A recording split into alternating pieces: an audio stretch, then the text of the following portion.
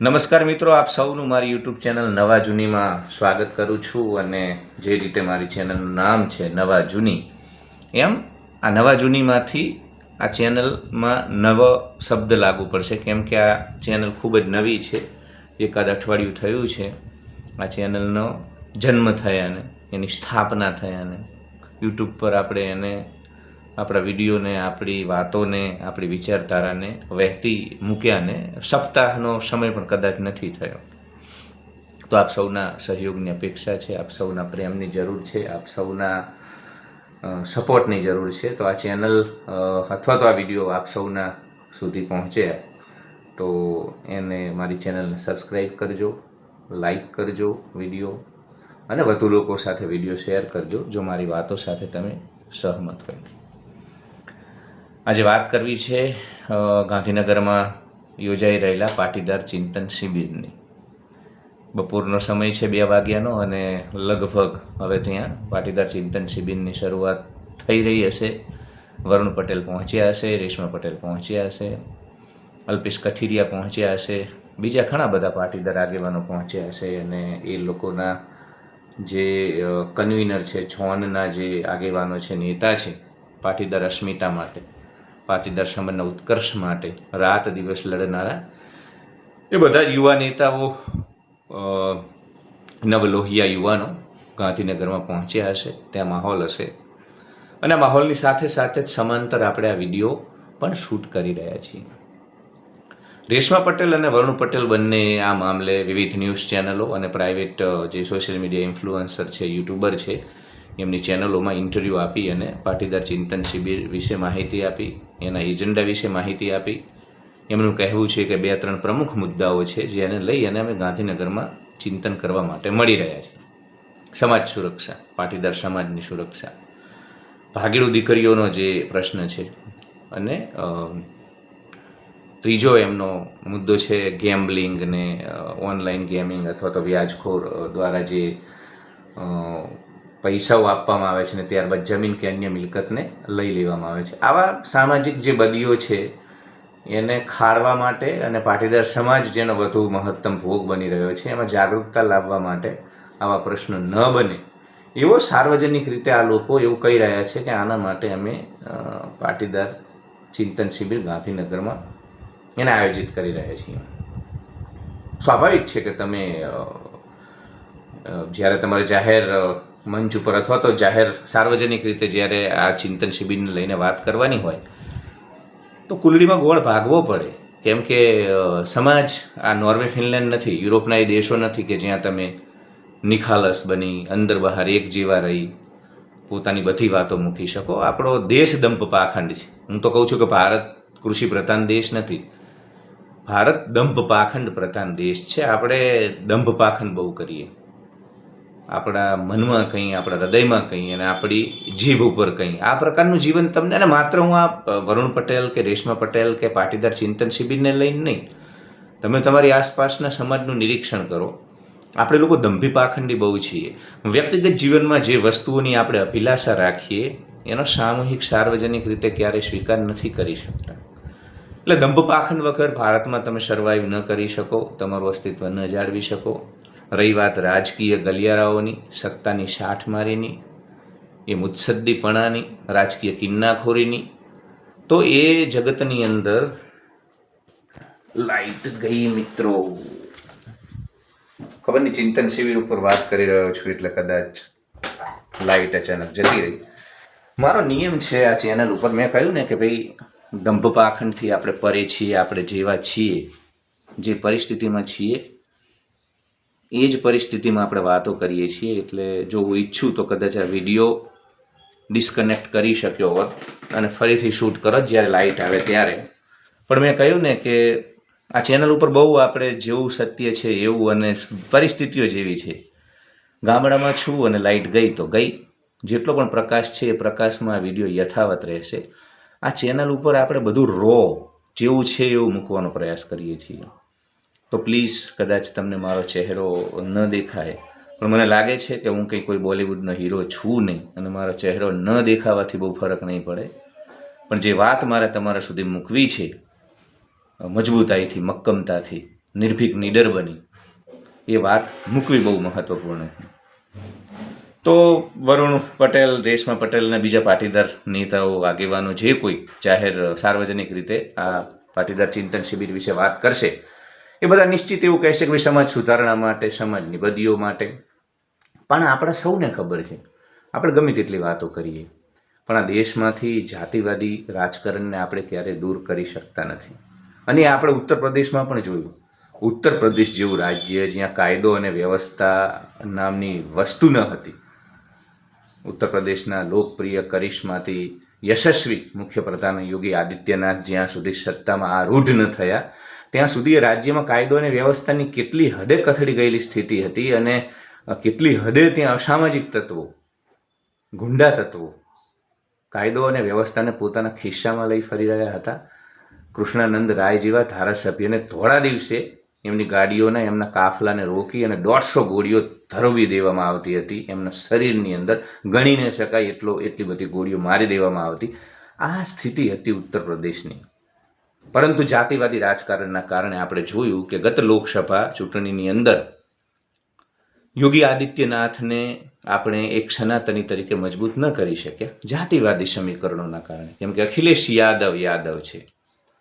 એટલે જાતિવાદ આપણા ડીએનએમાં એટલી હદે ઘૂસી ગયો છે, આપણી સિસ્ટમમાં, આપણા જીન્સમાં એટલી હદે ઘૂસી ગયો છે કે એને રાતોરાત દૂર કરવો શક્ય નથી. છેલ્લા 1000 વર્ષથી હું જોઉં છું કે પંથ સંપ્રદાયો પણ મહેનત કરી રહ્યા છે. ધાર્મિક લોકો પણ આ જાતિવાદને દૂર કરી સનાતનને એક કરવાના પ્રયાસ કરી રહ્યા છે. ગુરુ નાનકે શીખીની સ્થાપના કરી, શીખ સંપ્રદાયની સ્થાપના કરી, તો એનો મુખ્ય હેતુ એ હતો કે જાતપાતથી ઉપર ઉઠી બધા ગુરુદ્વારામાં આવે, એક માધ્યમ ઉપર આવે. એટલે ત્યાં પંગત સંગત લંગર ચલાવવાની જે પરંપરાઓ ચાલુ થઈ, એ બધું અસ્પૃશ્યતા અને જાતિવાદને દૂર કરવાના પ્રયાસ હતા. પણ સિક્ખીમાં પણ 10 ગુરુઓ થઈ ગયા. 10મી પિતા કલગીધર બાદશાહ ગુરુ ગોવિંદસિંહ સાહેબ સુધીના 10 ગુરુઓ અને ખાલસા પંથની સ્થાપના બાદ પણ આપણે જાતિવાદ કમનસીબે દૂર ન કરી શકીએ. આજે પણ ત્યાં જાટ શીખો અને મજહબી શીખો વચ્ચેનો ભેદ આપણને જોવા મળે છે. એટલે જે આખો પંથ સંપ્રદાય સનાતનની ધર્મ સુધારણા કરવા માટે ઊભો થયો, જાતિવાદને નાબૂદ કરવા માટે ઊભો થયો, ત્યાં પણ જાતિ પ્રથા દૂર નથી થઈ શકી.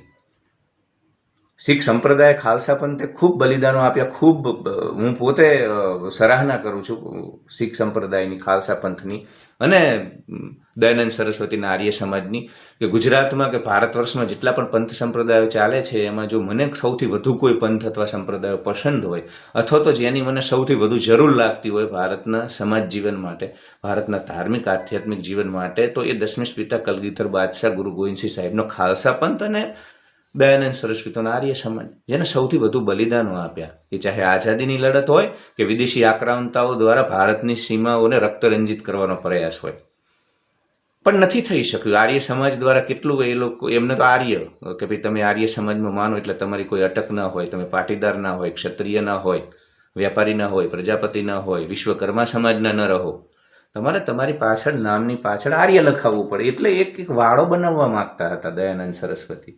ગુરુ ગોવિંદસિંહે પણ સિંગ લગાવીને કહ્યું કે ભાઈ આજથી બધા સિંગ, અને મહિલાઓને કોર કીધી, સિંહણો. પણ ન થઈ શક્યું.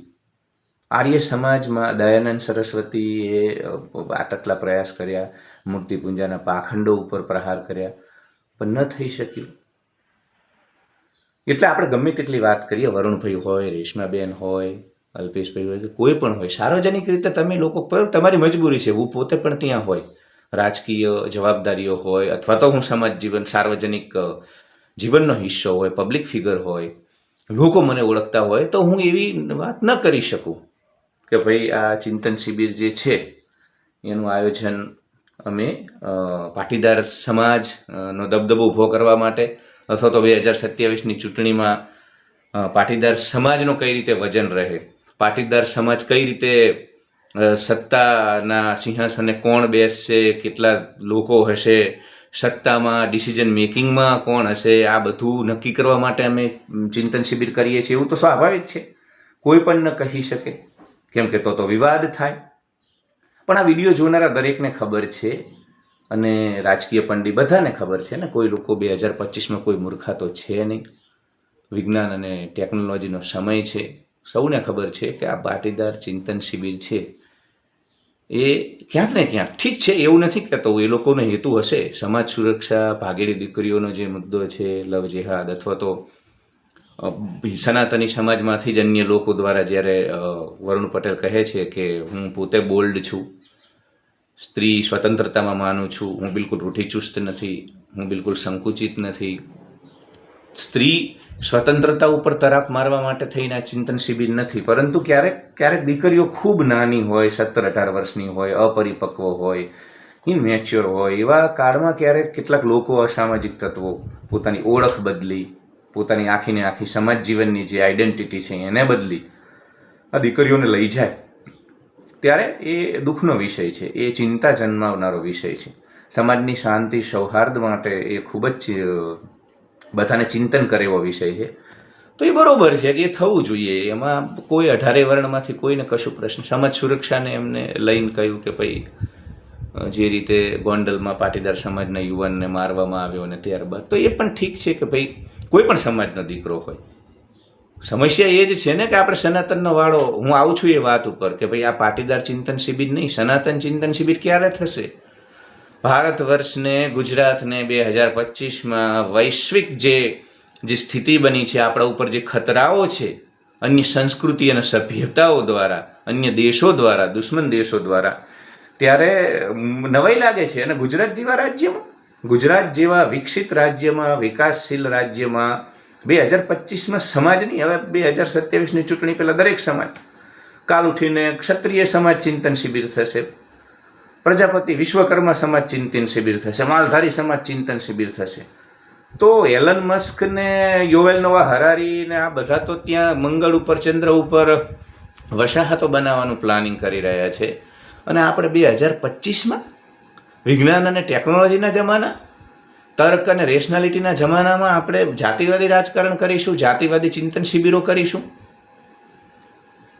તો મારું એવું માનવું છે કે આ જે મુદ્દાઓ છે ને માત્ર પાટીદાર સમાજના નથી. સમાજ સુરક્ષા હોય, ગેમ્બલિંગમાં જે છોકરાઓ અરવારવાડે ચડી અને વ્યાજખોરના 5-10% પૈસા ભરે છે, અથવા તો દીકરીઓને જે ભગાડી જવાના પ્રશ્નો બને છે, લવ જેહાદના જે પ્રશ્નો બને છે, આંતરિક સનાતનમાં જ જે ઓળખ બદલીને દીકરીઓને, નાબાલિગને લઈ જવાના પ્રશ્નો બને છે, એ તો સનાતનના અને ગુજરાતની દરેક જનતાનો પ્રશ્ન છે.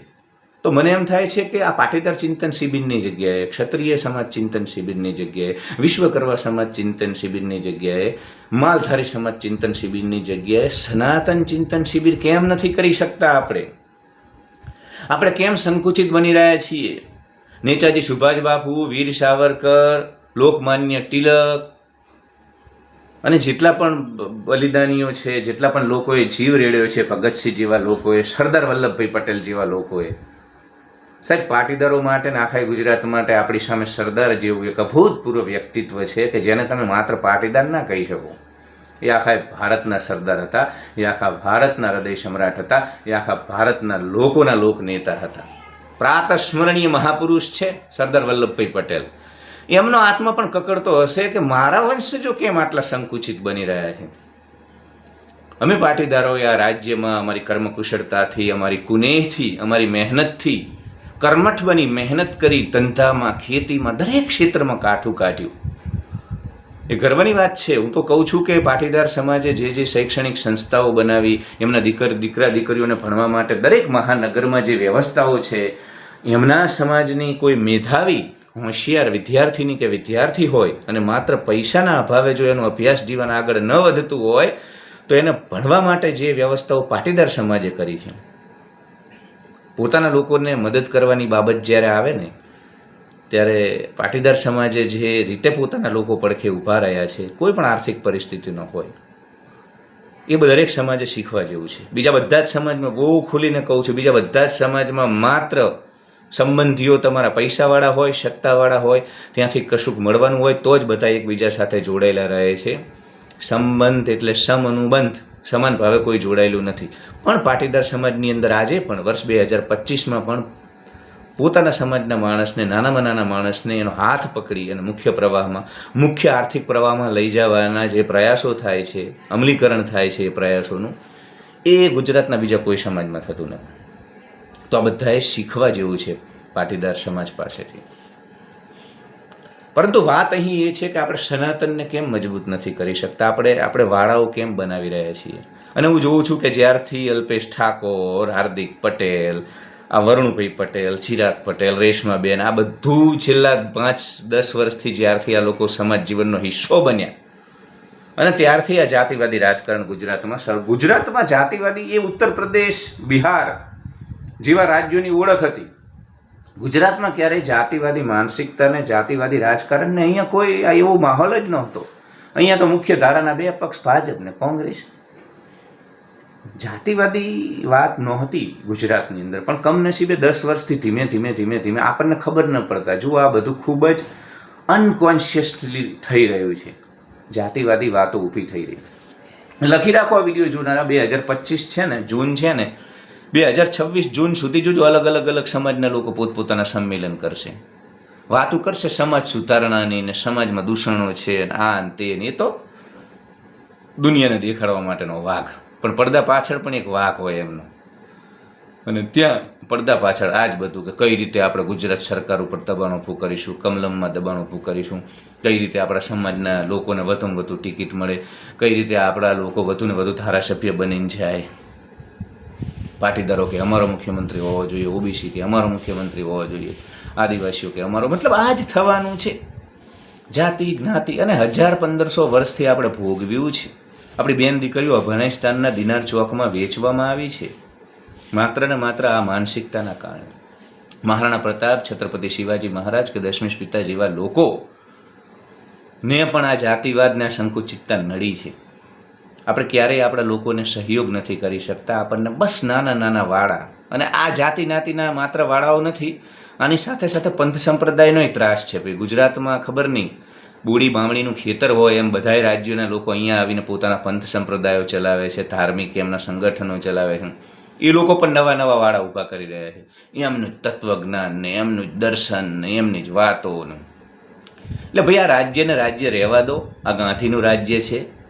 આ રાજ્યમાં કાયદો ને વ્યવસ્થા આખાય ભારતમાં. હમણાં હું ઋષિકેશથી આવતો હતો, દેહરાદૂનની એક દીકરી, એના પિતા અહીંયા આર્મીમાં હતા, રિટાયર્ડ થઈ ગયા, આખો પરિવાર દેહરાદૂન શિફ્ટ થઈ ગયો, પણ એ દીકરી હજુ અમદાવાદમાં રહે છે. મેં એને કહ્યું કે આવું સુંદર રાજ્ય દેહરાદૂન ને મસૂરીના રસ્તા ઉપર એનું મકાન, તો તું અહીંયા ગુજરાતમાં કેમ રહે છે? આવા અહીંયા તો કોઈ હિમાલયની સુંદરતા નથી. તો કે ભાઈ એ બધું બરોબર, પણ અહીંયા જે સામાજિક જીવનની સુંદરતા છે ને એવી ક્યાંય નથી. અહીંયા જે કાયદો ને વ્યવસ્થાની સ્થિતિ છે, અહીંયા મને ડર નથી હોતો નવરાત્રિમાં રાત્રે 2 વાગે એવું નીકળું તો કે મને કોઈ દારૂ પી અને છેડશે. તો આ રાજ્ય શાંત છે, આ રાજ્યમાં સુખાકારી છે, આ રાજ્યમાં વિકાસની વાતો છે, આ રાજ્યમાં સનાતનનું સંવર્ધન થયું છે. હરિદ્વાર અને ઋષિકેશમાં સૌથી વધુ આશ્રમોમાં ધાર્મિક જે ક્રિયાકલાપો થાય છે, ધાર્મિક આયોજન થાય છે, કથાઓ થાય છે, ગુજરાતીઓ કરે છે.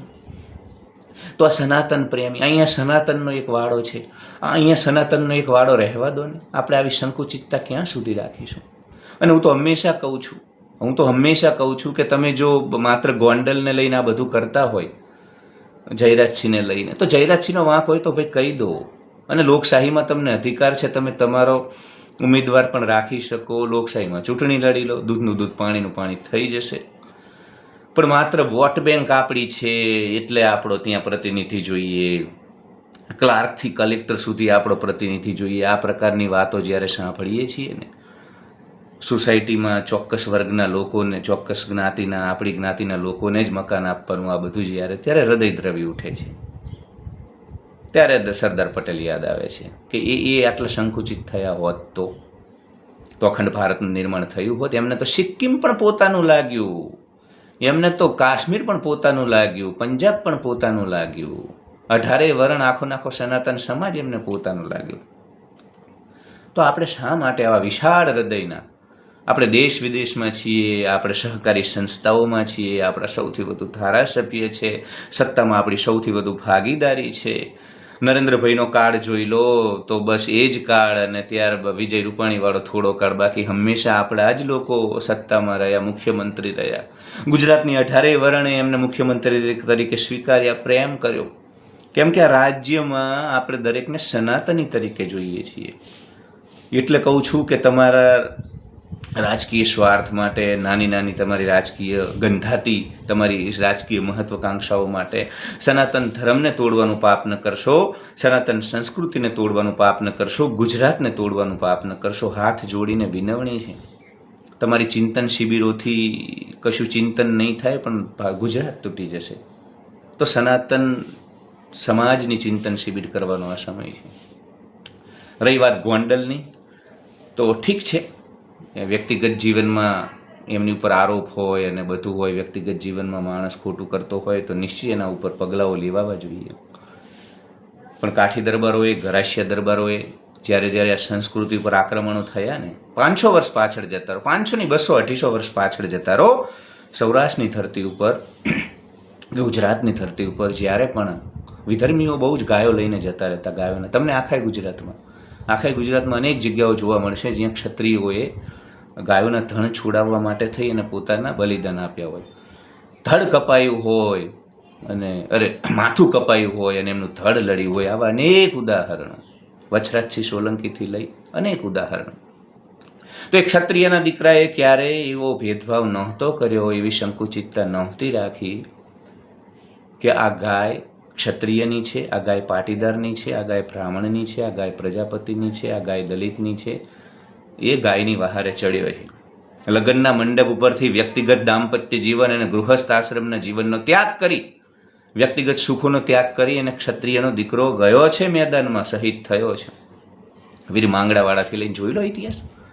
અને વીરાંગનાઓ, ક્ષત્રાણીઓ જ્યારે એ લગ્નના મંડપમાંથી ઊભા થઈ અને ગાયોને વારવા માટે જતા, ત્યારે એ જરા તિલક કરતી અને મોકલતી કે જા, તારા ક્ષત્રિય ધર્મનું વહન કર, આ રૈયતનું રક્ષા કર, અને હું વિધવા બની અને આખી જિંદગી રંડાપો ગાડી લઈશ, અથવા તો હું સતી થઈ જઈશ. આપણું શરીરનું રહેવું ન રહેવું બહુ મહત્વપૂર્ણ નથી, પણ આ દેશનું, આ સભ્યતાનું, આ સંસ્કૃતિનું, બેન દીકરીઓની ઇજ્જતનું રહેવું વધુ મહત્વપૂર્ણ છે. તો સંકુચિતતા ન હોવી જોઈએ.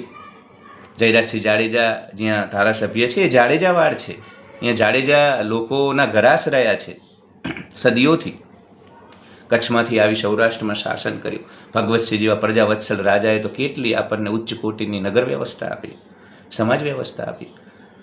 યુરોપના દેશોને ટક્કર મારે એ પ્રકારનું એમનું શાસન હતું. તો જયરાજસિંહ આપણને પોતિકા લાગવા જોઈએ, નિખિલ ડોંગા આપણને પોતિકો લાગવો જોઈએ, બન્ની ગજીરા આપણને પોતિકો લાગવો જોઈએ, જિગીશા પટેલ આપણને આપણી બેન લાગવી જોઈએ, અનિરુદ્ધસિંહ જાડેજા પણ આપણને પોતિકા લાગવા જોઈએ. બધા સનાતની છીએ ને, એટલે જ તો દયાનંદ સરસ્વતી આર્ય કે ભાઈ તમે જાડેજા લખાવશો, તમે રૈયાણી લખાવશો, તમે શિંગાડા લખાવશો, તમે ડોંગા લખાવશો, તમે ગજેરા લખાવશો, તમે કથિરિયા લગાવશો, તમે પટેલ લખાવશો, એટલે સમસ્યા થશે, તમે સંકુચિત થઈ જશો, વાળો બનાવશો જાતિ જ્ઞાતિ અટકનો. એટલે તો એ મહાપુરુષે આર્યનો પ્રયાસ કર્યો, પણ કમનસીબે જે પંથ સંપ્રદાય ચૂનો લગાવે છે અહીંયા 1000 વર્ષથી, એમને આર્ય સમાજની વિચારધારાને બહુ ફેલાવો ન થવા દીધો. ઠીક છે, તો મારા મતે અનિરુદ્ધસિંહ કે જયરાજસિંહ પણ આપણા એટલા છે, પાટીદારો પણ આપણા એટલા છે. એટલે મહેરબાની કરી ગુજરાતની શાંતિને, ગુજરાતની અસ્મિતાને, ગુજરાતની સૌમ્યતાને, ગુજરાતના સૌહાર્દને, ગુજરાતને સમાજ જીવનની એકતા અખંડિતતાને તોડવાનું પાપ ન કરશો. અને કોઈ પણ સમાજ હોય, પાટીદાર સમાજની આજની બેઠકને લઈને નથી કહેતો, કોઈ પણ કાલોઠી ક્ષત્રિયો પણ આવા, મને બિલકુલ પીટી જાડેજા જેવા લોકો જો કોઈ આ પ્રકારની વાતો કરતો હોય, એમને પણ હું કહીશ, ક્ષત્રિયોને પણ આપણે કહીશું. માલધારી સમાજમાંથી લાલજી દેસાઈ જેવા લોકો કોઈ આવો પ્રયાસ કરશે તો એમને પણ કહીશું. વિશ્વકર્મા સમાજમાંથી કોઈ લોકો, જગદીશ વિશ્વકર્મા જેવા લોકો દોરી સંચાર કરે ને એ લોકો કરશે તો એમને પણ આપણે કહીશું. તો ગુજરાતને એક રહેવા દો, ગુજરાતને અખંડિત રહેવા દો, અને પ્લીઝ આપણે બધાએ જોગીદાસ ખુમાણ જેવા બનીએ, આપણે બધાએ સરદાર પટેલ જેવા, આપણા બધા, તમે ક્ષત્રિય કોઈ પણ સમાજના હોય, 200 વર્ષ પાછળ જાઓ, આપણા બધાના સમાજમાં એવા પૂર્વજો હતા, અમીરસિંહ ગોહિલથી લઈ, કે એ લોકો ક્યારેય સંકુચિત નથી બન્યા.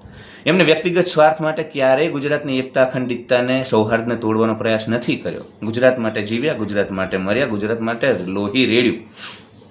તો મહેરબાની કરીને P for P ને G for G ને વિશ્વકર્માવાળા V for V ને ઓબીસી વાળી O for O ને આ બધું મહેરબાની કરીને બંધ કરો. ભારતને નુકસાન છે. હમણાં જ પાકિસ્તાન સામે ઓપરેશન સિંદૂર કરવું પડ્યું. ઇઝરાયેલની સામે જુઓ શું થઈ રહ્યું છે. તમારી ઉપર પણ ખતરા. ચીન બેઠું છે ગમે તે ક્ષણે તમને ધ્વસ્ત કરવા માટે. વિદેશી પાકિસ્તાન તો ઓપરેશન K2 કાશ્મીર અને ખાલિસ્તાનના મતલબ નેજા હેઠળ કરોડો અબજો રૂપિયા ખર્ચીને ભારતને તોડવાનો પ્રયાસ કરી રહ્યા છે. એટલે ભારતમાં બિપિન રાવત કહેતા સેના અધ્યક્ષ કે અહીંયા 18 મોરચાની લડાઈ. તો એ 18 મોરચામાં આ બધા મોરચા પણ આવે છે, જાતિવાદ ને આ. કારણ કે લોકોને યાર શું છે, વ્યક્તિગત મહત્વકાંક્ષાઓ વરુણ પટેલ જેવાને હોય, ઉંમર નાની હોય, બધાને ભાઈ મહત્વકાંક્ષાઓ ખોટી નથી, પણ તમે બીજા મુદ્દા ઉપાડો. તમે એવી કોઈ શિબિરો ને એ પ્રકારના આયોજન ન કરશો કે ગુજરાતના લોકોને ડર લાગે ગુજરાતની એકતા તૂટી જવાનો. એટલે કોઈ પણ સમાજના લોકો, અને જો ભાઈ નેતા, હું હંમેશા કહું છું કે નેતાને ધર્મ જાતિ જોડે લેવા દેવા હોતી નથી. જાડી ચામડીના હોય છે. ગુજરાત સરકારને ખરે આમ ગાળો દેનારા હાર્દિકભાઈ વિરુંગામના ધારાસભ્ય બની ગયા, હવે તો મંત્રી બનવાની વાતો છે. એટલે ભાઈ આ લોકો ગેડા જેવી જાડી ચામડીના હોય છે, એમનો અલગ જ ધર્મ છે, સત્તા એમનો ધર્મ. અને આપણા બધાની લાગણીઓ સાથે ખેલીને આવી ચિંતન શિબિરો કરીને તમને ને મને અહીંયા નીચે ગાળો લખવા લોકો આવી જશે, અલગ અલગ સમાજના, જેમને નહીં ગમે મારી એ બધા આપણને આ લોકો જ ફરમાવે ભાઈ. એટલે આપણે બધા એક રહીશું ને, અંતે સનાતની બધા આપણે એક રહીશું. તો રાજકારણી તો એને તો જાતિ, આ બધા જે ડમરું વગાડે ને, આ બધું એક સાધન હોય છે. સત્તા પ્રાપ્તિ એનું લક્ષ્ય હોય છે, સાધ્ય હોય છે. અને સત્તા સુધી પહોંચવા માટે આવા બધા ભાવનાઓનો, તમારી સંવેદનાઓને જગાડવાનો અને તમને ધોકા લેવડાવી લે તો અંદરો અંદર. એટલે મહેરબાની કરી અને આપણે આ પ્રકારની માનસિકતાને રદિયો આપીશું. વિડીયો ખૂબ મોટો થઈ ગયો છે, આટલો વિડીયો બનાવતો નથી આ ચેનલ ઉપર, પણ મને જરૂરી લાગ્યું, ચિંતાનો વિષય હતો. તો પ્લીઝ આપણે ગુજરાતને એક રાખીશું અને કોઈ વાડા નહીં બનાવીએ. વિડીયોને મોટા હૃદયે જોવાનો પ્રયાસ કરજો, સંકુચિતતાથી નહીં તો નહીં સમજાય. સનાતની બની જોજો, સનાતની બની, હિન્દુ બની, આ સંસ્કૃતિનું અભિન્ન અંગ બની જોશો અને આ સંસ્કૃતિ સભ્યતા તૂટવાની ચિંતા હશે તો મારી વાત સાથે જોડાઈ શકશો. ધન્યવાદ. Love you all. Like, share and subscribe.